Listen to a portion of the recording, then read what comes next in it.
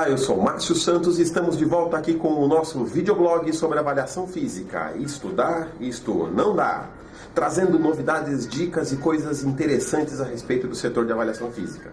Hoje nós vamos falar sobre aquele estado de terror que você ficou quando te falaram só faça medição antropométrica se for com uma trena metálica. Tem coisas dessa expressão que te deixam absolutamente petrificados. Mas vamos ver o que é que dá e o que é que não dá sobre isso. Por trás dessa afirmação existe uma preocupação muito grande, que é justamente você ter uma medição correta dos perímetros corporais quando você está fazendo a análise antropométrica. Só que isso não tem absolutamente nada a ver com o material de confecção da sua trena antropométrica. Ora, vejam só. Por que é que nasceu essa expressão? Use trenas metálicas somente para fazer análise de perímetros. Não porque o metal traria alguma concepção extraordinária a essa medição. O mais importante, veja só que é a necessidade da não variação da escala durante a medição. Ora veja, o importante então nessa questão é que a sua trena antropométrica não tenha nenhuma dilatação no sentido longitudinal.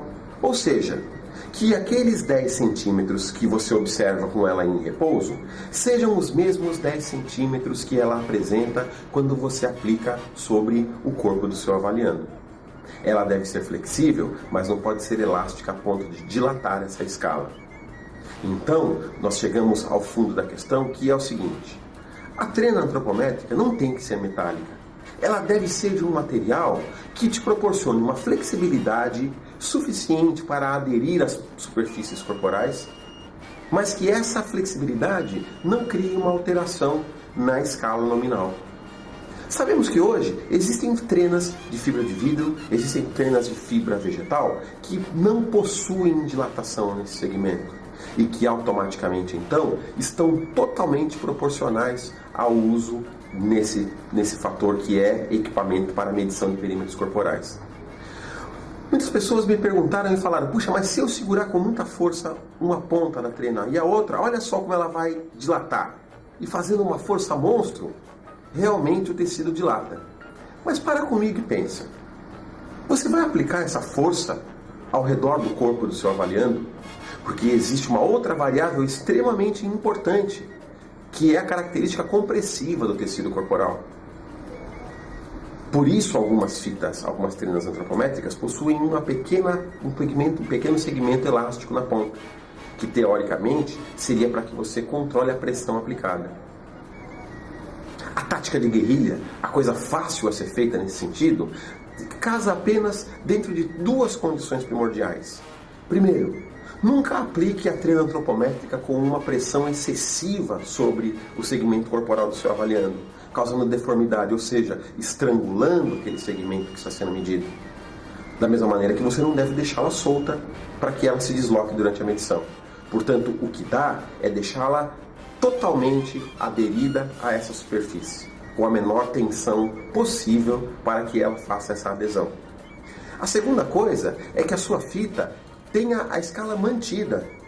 Então, mesmo aquela fita que quando você pendura 1 tonelada de peso em cada lado, ela se dilata, mas ela não se dilata com menos peso, ela serve para você fazer a medição antropométrica de perímetro. Então não se assuste quando disserem para você que a fita metálica é a única e exclusiva maneira de fazer uma medição correta, porque isso não é verdade. A maneira correta de se fazer a medição é com um equipamento que mantenha e garanta a escala constante durante toda a medição. E vale a pena mandar mais uma dica para você com relação aos perímetros corporais.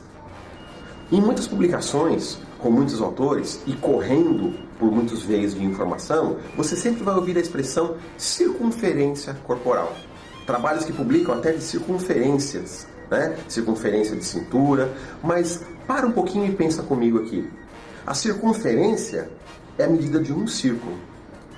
E muitas vezes, ou teoricamente em nenhuma das vezes, em poucos segmentos corporais, nós vamos ter a configuração de um círculo no segmento. Então, quando você diz perímetros corporais, você está indo mais de encontro ao termo mais correto. Este é o blog de avaliação física. Isso dá, isto não dá, com mais essa dica para você. Até a próxima!